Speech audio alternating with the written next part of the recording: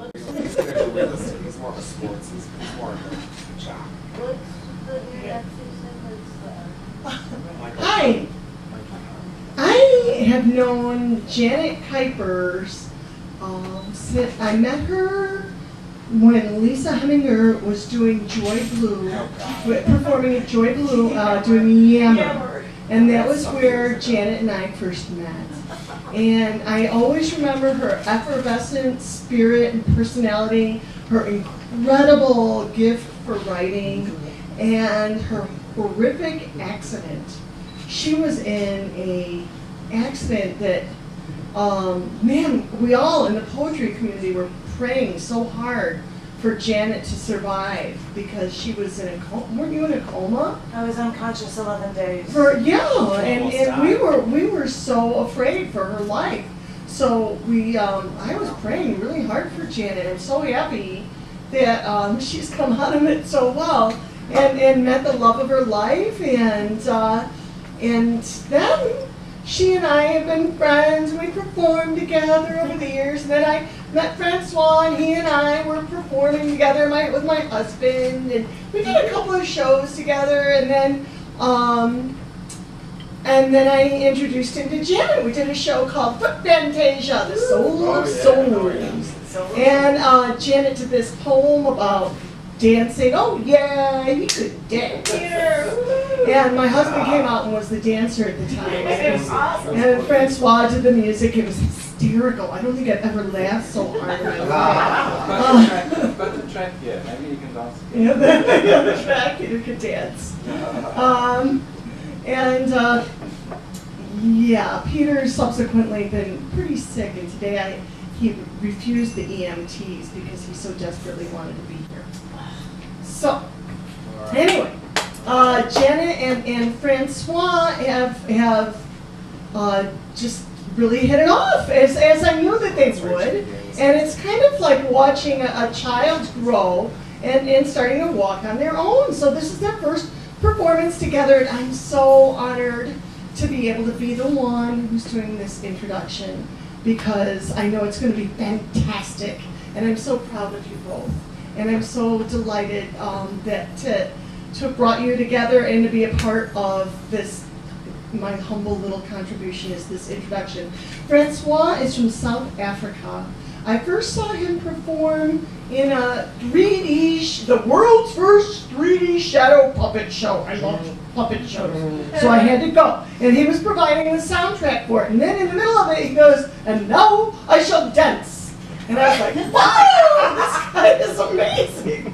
Such a hoot. I thought, I really want to work with him. He's just, there's something about him. So we spoke afterwards, and then we started a collaboration up. He and I, and my husband, and Eric Leonardson from the School of the Art Institute. And then we incorporated more and more people from the poetry scene, and to include Janet. But Francois is such an amazing artist. He fills up huge concert auditoriums. Yes. And to be honored with his first performance stateside is just a really big deal. Yay. So this may seem humble and it may seem small, but it's actually historic. And you're going to be able to say, I was there, and I knew him when. Because this guy is the real deal. Raw Talent Incorporated. And Janet too, what a combination. Fireworks. I predict fireworks. It's going to be amazing. So, without further ado, Janet Kuypers and Francois Le Roux.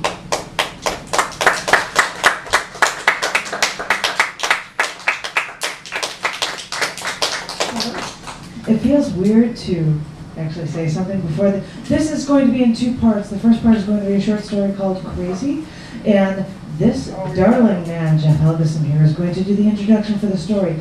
And when you are done, if you will do me the favor and move this microphone to about where you're sitting, and then have a seat after, just because people don't need to see an empty mic, because I'm not going to be here.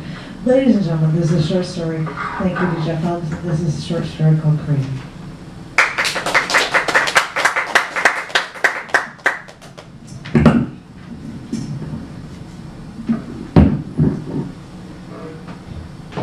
This dialogue is transcribed from repeated visits with a patient in the Aaronsville Correctional Center in West Virginia.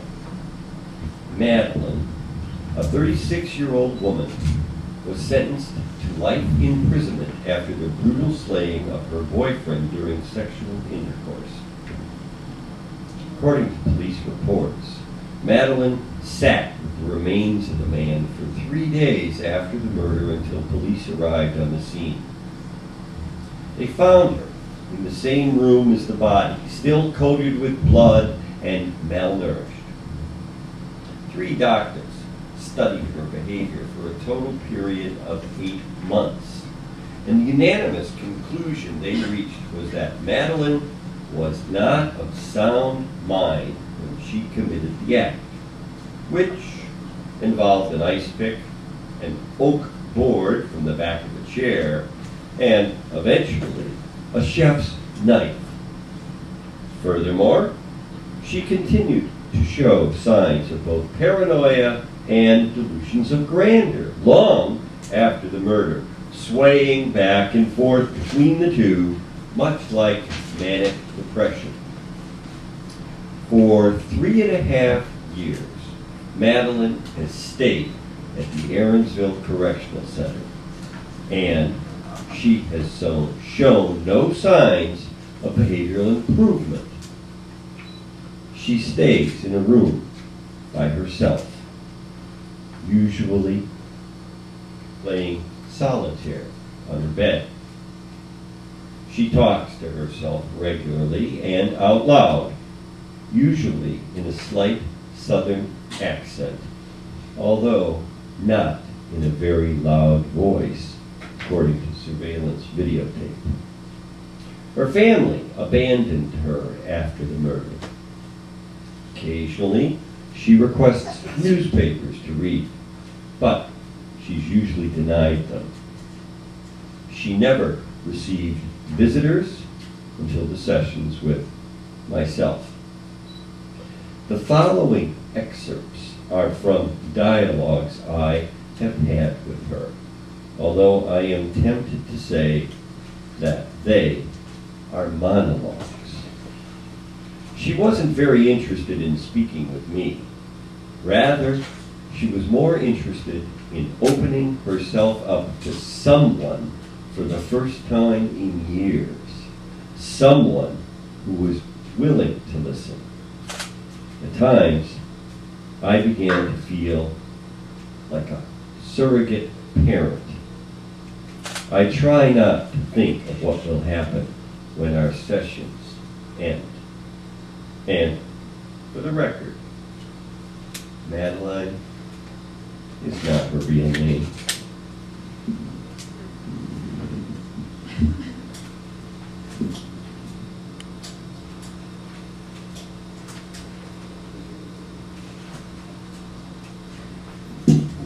I know they're watching me. They've got these stupid cameras everywhere. See, there's one behind the vent there. Hide there. And they've probably got some behind the mirror where that window used to be. And you know, they probably actually have some behind where the windows used to be, but they also probably had some behind where the mirrors used to be as well. It wouldn't be so bad, I guess. I mean, there's not much for me to do sitting here anyway. But they watch me when I dress, too. I mean, watching me when I'm naked. What is that supposed to do to a person? Now, I don't know what they're watching for anyway. It's not like I can do anything in here. I eat everything with a spoon. I ain't never been violent. And all I ever do over here is sit over here in this bed and play solitaire. Solitaire's really actually very relaxing, you know, and I think it keeps your brain alive too. And most people think that you can't win at solitaire, like the chances of winning are like 2% or something, but the thing is, you can win like half of the time. And I think that's a key too, knowing that you can win half the time. I mean, the last 4 rounds I played, I actually won 2 of the rounds.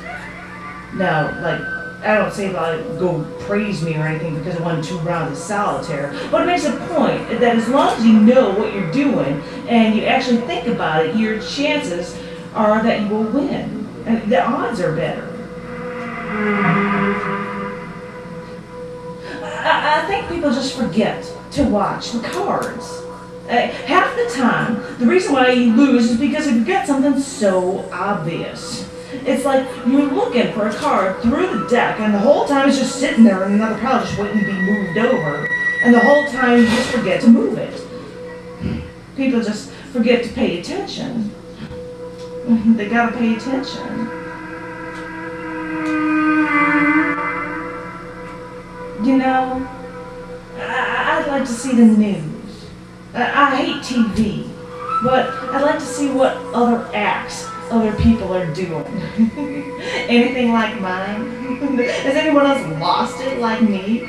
You know, I bet my story wasn't even on the news for like more than 30 seconds. And I bet the news person had this tone to their voice that was just like, oh, that poor crazy thing. Like, that's what you get when you lose it, I guess. But I want to see what's happening in the real world. I just want to see what, you know, the weather is like, even though I ain't never seen the sun in like a year or two. Or to hear sports scores. They won't let me have a TV in this room. I think they think I'm gonna like hotwire or something, like I'm gonna try to electrocute the whole building with a stupid television set. They let me have a lamp in here though, like I can't do anything with that, but no TV. They won't even let me have a newspaper. I mean, what is a person gonna do with a newspaper? Like, set it on fire or something? I mean, if I had matches or something, but it's like this. I ain't never been violent to nobody in all the time I've been here, and I haven't laid a hand onto a guard even though they have tried so many times to lay a hand on me, and I haven't caused one single problem in this whole damn place, and what do I get? I don't even get a TV or a newspaper. You know, I don't really have an accent. You see, don't I sound a little different now with my regular voice? I picked it up, that southern voice, when I decided to start sounding crazy.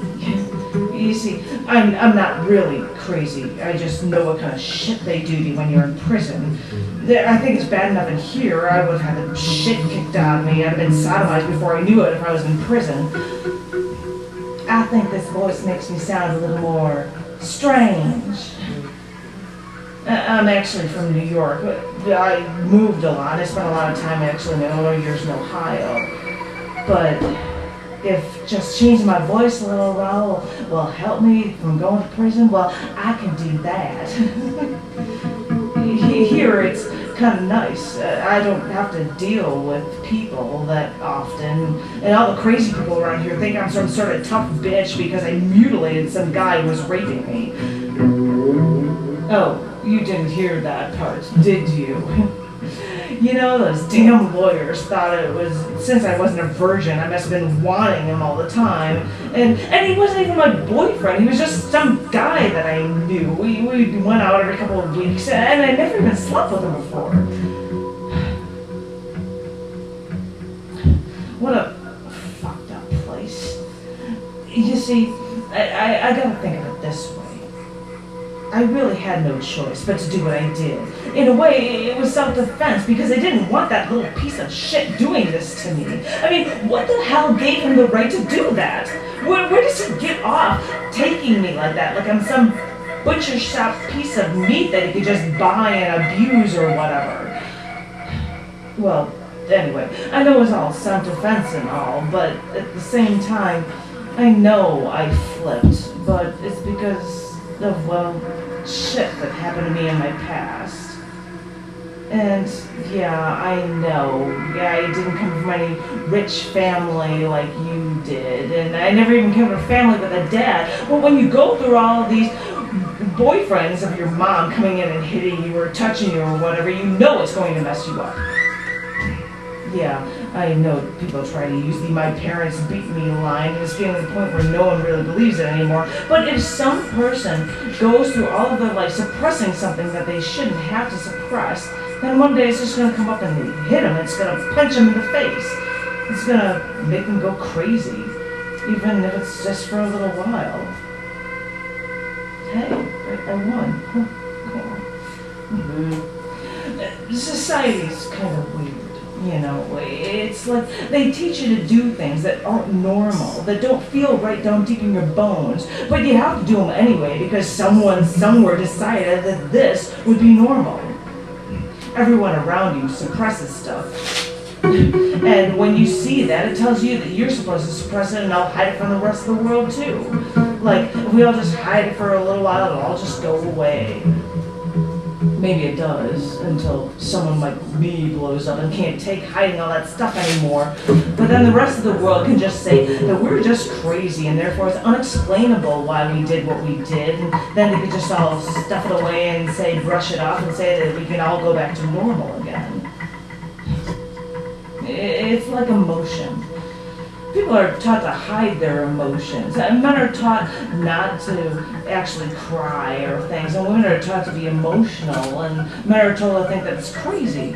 So when something really shitty happens to someone, like a guy loses his job or something, and then he just sits in front of a friend and he breaks down and cries, the other guy thinks that he's crazy for crying, and then the guy rejects the guy that's crying, making him feel even worse, makes the guy bottle it all back up inside of him. I think people are like Pepsi bottles. Do you remember those glass bottles? Pop always tasted better out of those bottles. You just fit your lips around them better. It just tasted so much more awesome. You could swig it down. Well, I think people are like Pepsi bottles. Like, they have all this potential for all this energy, and the whole world just keeps shaking them up, and then some people lose their heads, and the top goes off, and all this icky stuff comes shooting all over the place, and all these other Pepsi bottles want to hide from all that poor stuff, and then that poor guy has no Pepsi left. How can you do anything when you've got no Pepsi left? But then sometimes you might lose it, but you don't lose all of your Pepsi, but then everyone thinks that you've got no Pepsi left in you, and then people keep thinking that you have nothing left, and they treat you like you shouldn't be allowed to, tie your own shoelaces, and they think that they should watch you while you're getting undressed. Can anyone turn those cameras off? Actually, wait, I heard a story in here originally, a while ago, sometime ago, this guy named Tony. He was this guy that was in here for murder. And he was here, and he went crazy, and he cut off his own scrotum. Now, I don't know how a man survives something like that, but I guess he did, because he was in here, and from what I hear, he was afterward, without any balls, using the payphone that was at the front, calling 1-800 numbers to prank whoever was on the other end of the line. Now, I guess he kept calling these two women, and they just couldn't take it anymore, so I guess they traced the call or something. And they got the number for this hospital, and they talked to his doctor. I think he told them that Tony cut his balls off. Now, I thought doctor-patient records were private, but I suppose that doesn't matter because we're just crazy prisoners. Killers don't matter or anything. But he told these girls that Tony cut his balls off. So, anyway, after a while, this guy, Tony, calls them back and starts talking dirty to them, not knowing that they knew he was a murderer with no balls. And they just laughed and made fun of him and told him that they knew, and he just hung up in the phone and he never actually called them back. It's a true story, I swear to God. I mean, can you imagine him wondering how they knew? Or were they just making this stuff up as a joke? Or...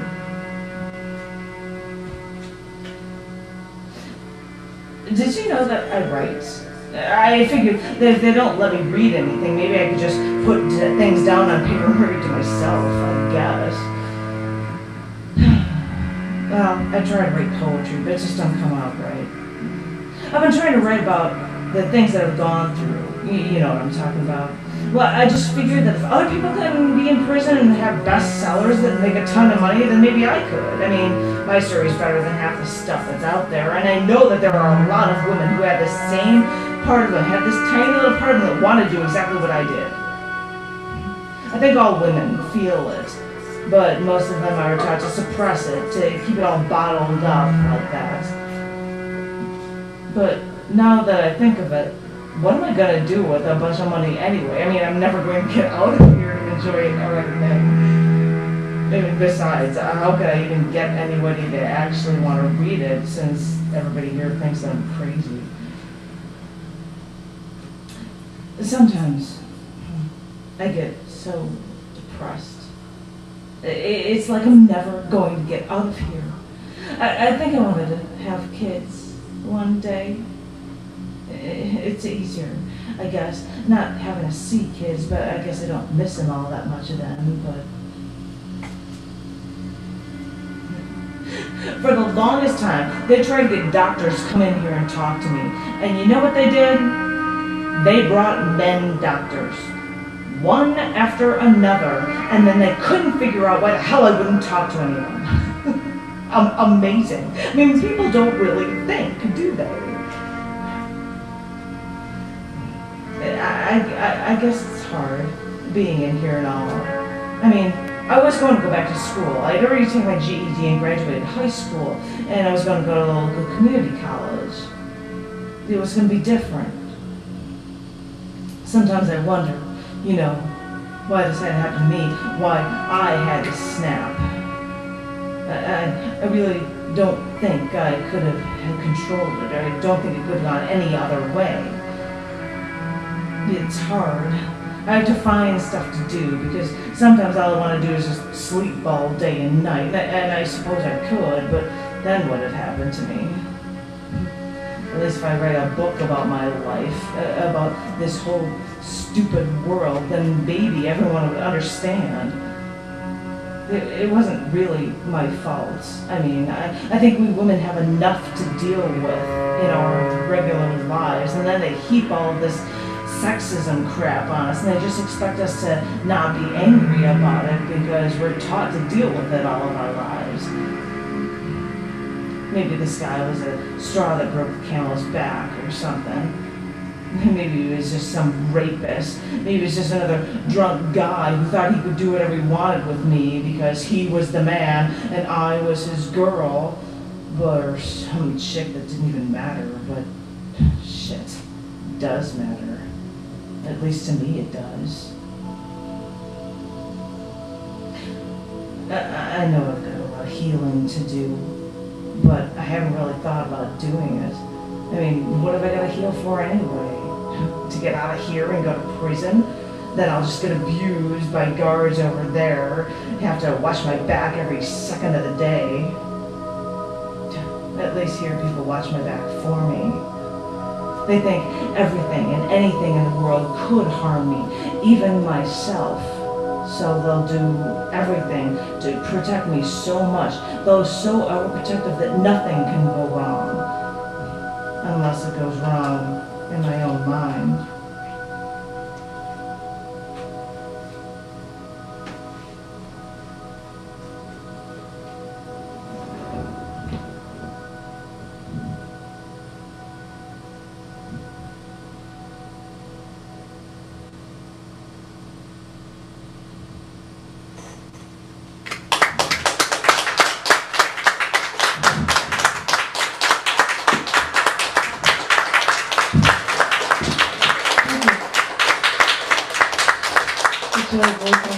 Thank you very much.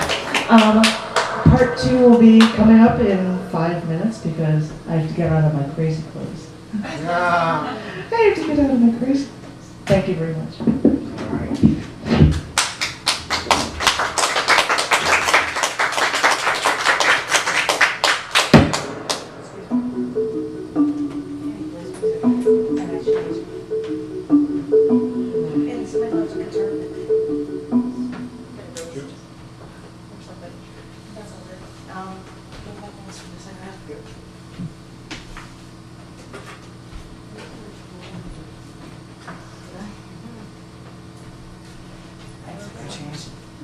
Put something to drink.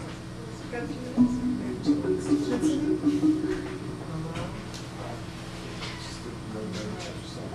Okay.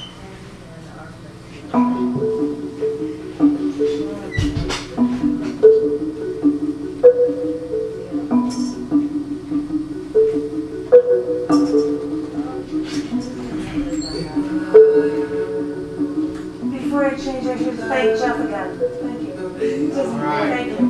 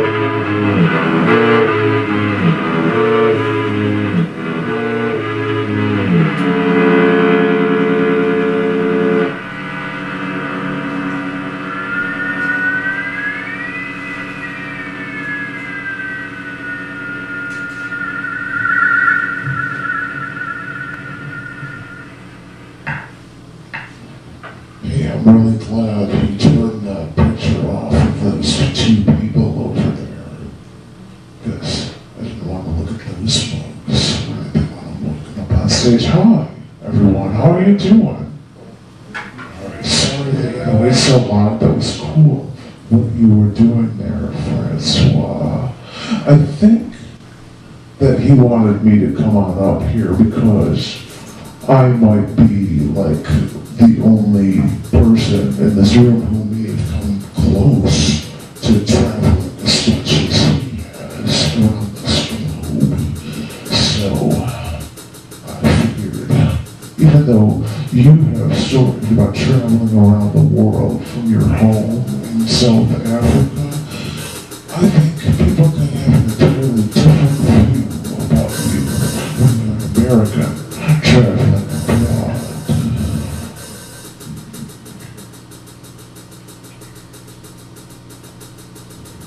People can think that Americans are cocky and arrogant because we've been a world leader for so long.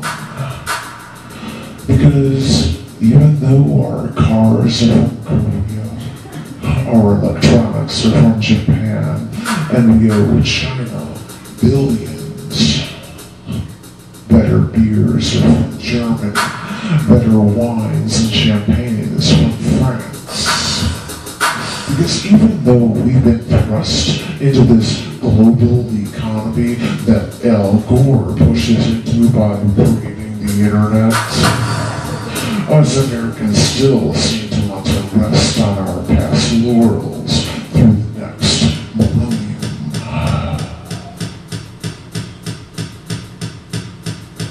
Once, I stopped from the pier at a dive in Munich. Oh, sorry, Munich. Where the female bartender tended bar for 3 old German men and one very out of place American. Barely knowing German, I figured I could sit there, say a beer name on tap, pay in euros, and leave it at that. But at one point, after the jukebox in the far corner that I never even noticed started playing some new American-sounding pop song, one of the old German men turned to me and started yelling at me in German. Holding my Franziskaner draft, my eyes turned to saucers. I was unable to say a word to this old German man yelling at me in language I could not decipher. That's when the bartender yelled back at the old man in German, then English. They didn't play that song, I did. So I smiled at the bartender and finished my beer, realizing that us Americans can still get into trouble without saying a word.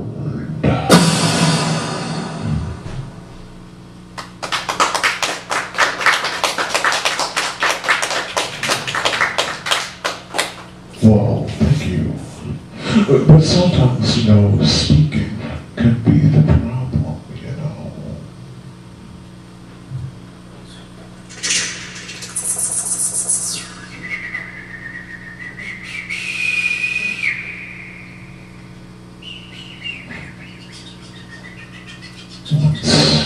When I was in Badgestein, where the Alps in Austria gave every street in town a 60-degree incline, I signed up for a bus tour to go to the Radon Cave in a nearby mining mountain. Waiting outside for the bus, I stood with something like 17 German-speaking Austrians. There, I felt so out of my element. I was almost dying for an American voice saying any words. That's when I heard a boisterous baritone. So I made my way to the booming, distinctly American voice. I merely asked, American? The large man heard my inflection and immediately spoke. Hi, I'm Frank, and the little missus here is Mildred. And this petite, subservient Midwestern woman standing next to this almost circular, melodramatic man made this couple look like a perfect 10. Frank asked where I was from, and when I said Chicago, he sprung up to start on his speech, upping his spiel. We're from Detroit. I worked for GM for 35 years, and now that the kids are all grown up, with my pension, I thought I'd take the little missus here to see the Alps. And that's when I realized I could have stood at 50 paces and still heard Frank telling the entire neighborhood the epic of his life. That's when it occurred to me how loud us Americans could be.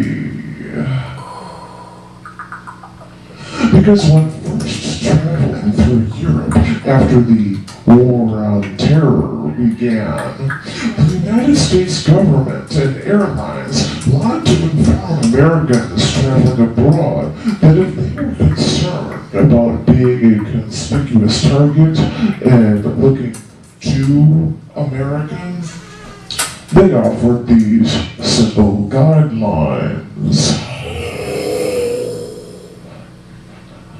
Don't wear a university sweatshirt.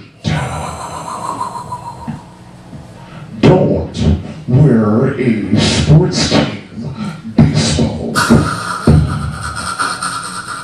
Don't chew gum. Don't yell. I can imagine Frank now yelling, "No, So I made a point to not sit near Frank and Mildred on that bus, but that was okay, because I could still hear them from rows away as we made our way to the mountain range.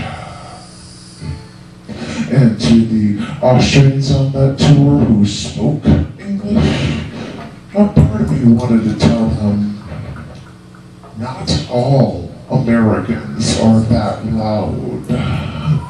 Because even if us Americans want to rest on our laurels, some of us know what enough is enough.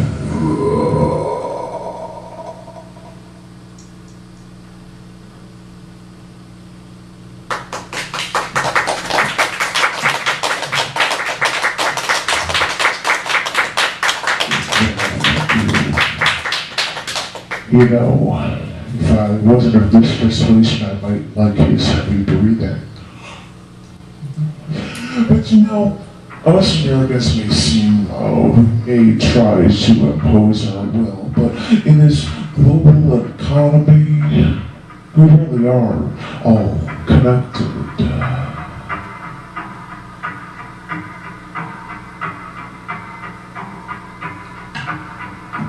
After walking through the Forbidden City in Beijing, China, where our palace doorways had gold-colored risers blocking people from into rooms 4 inches to a foot tall, because the higher your level of authority or royalty status in the kingdom, the higher the bar people had to step over.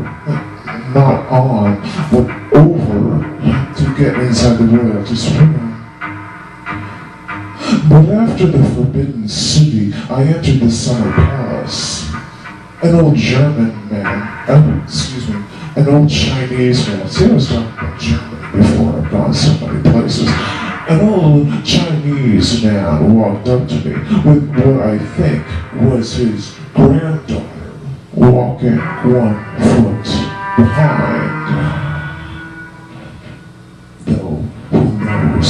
In China, this one young girl could be one of his concubines. But it's really not for me to judge.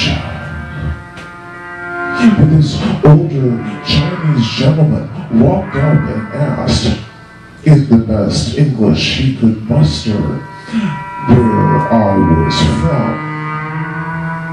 So I told him the United States. And then I said, Chicago. And that's when this man's eyes lit up. And he said, my kind of town. And I laughed, nodding my head in agreement, until they leaned in toward me and said, Frank Sinatra said that. And I laughed again. Yes, he did, I said.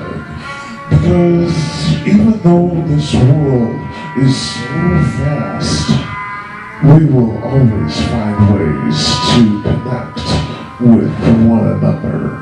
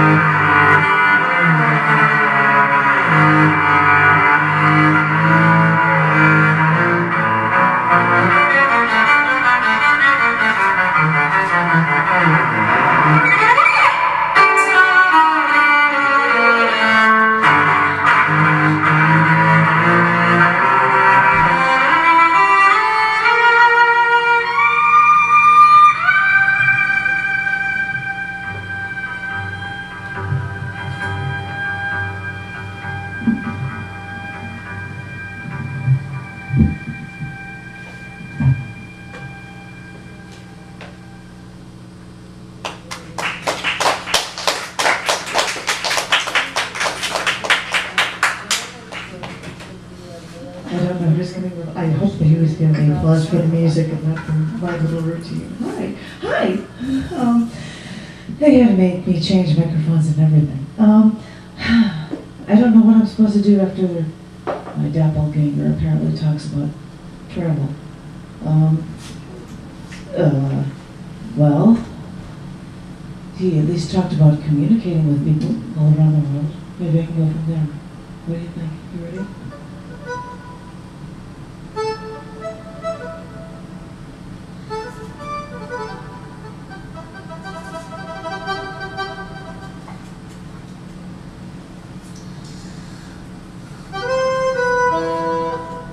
Now that we have the information superhighway, we can throw out into the open our screams, our cries for help so much faster than we could before. But what if we don't want to communicate or forget how? Too busy leaving voicemails, messages, emails, pager numbers, forgetting to call back. What if we forget how to communicate?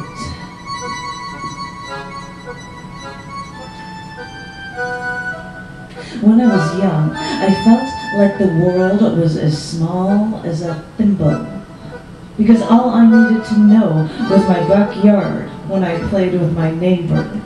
And I knew I wasn't allowed to ride my bike far, though when I collected enough change, I'd ride my bike all the way to the local ice cream parlor. Once I was on my own, commuting to my Chicago job on the L train, I suddenly felt as tiny as a dot in the universe, crammed in like sardines in an L train tin can, saving money for a road trip to Omaha, Nebraska. The idea of buying a brie sandwich to eat at a street-side table in Paris, or skipping the nesting dolls for a Balalica in Russia, or photographing a finch in flight at the Galapagos Islands, those dreams seriously seemed a solar system away.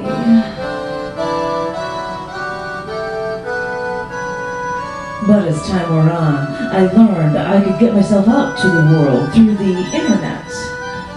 Now, being a magazine editor, I actually interact with people throughout the United States. Throughout the United States, and from Canada, and England, and Ireland, Italy, Belgium, Malta, Norway, Japan, Russia, Slovenia, South Africa, Turkey, India, Israel, Pakistan, Iran. While selling photography sittings at my job, I've had to learn more Spanish as well. And the last time I sang my song, What We Needed Live, I wanted to try to sing What We Needed Live in other languages. G, translated into Espanol. Where is he? Que necesitamos en la vida. Nate translated it into German. Was wird das Leben brachen? Karina even translated it into Romanian.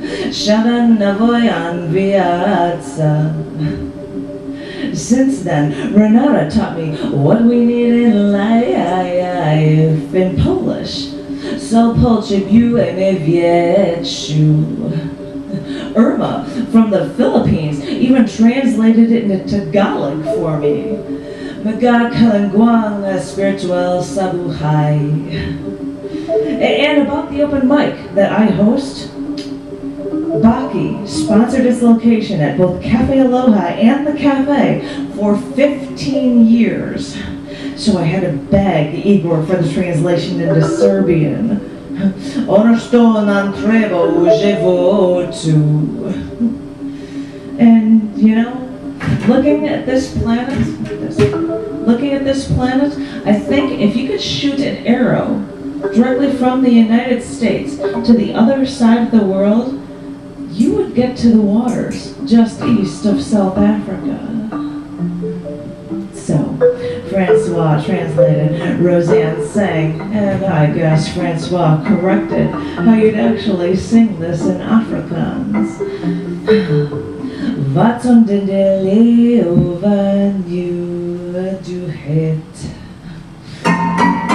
Because really, now that I'm dipping my foot into this global wading pool, I should really learn how to communicate a little better.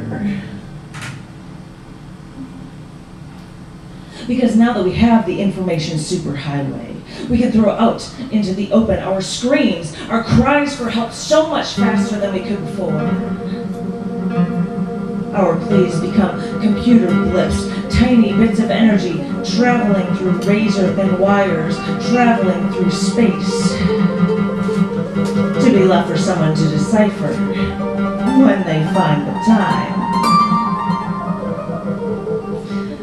Over the years, I traveled around the country an instant message from my laptop when I was at Denver's Netherworld Cafe, or Hotel Monteleone in New Orleans, or Sierra's Penny Dreadful House in Nashville, or the National Poetry Slam in Albuquerque. And I have a cell phone that I use only occasionally to call people. And that phone has a camera, but I don't bother to use it. I mean, that's what I have a camera for.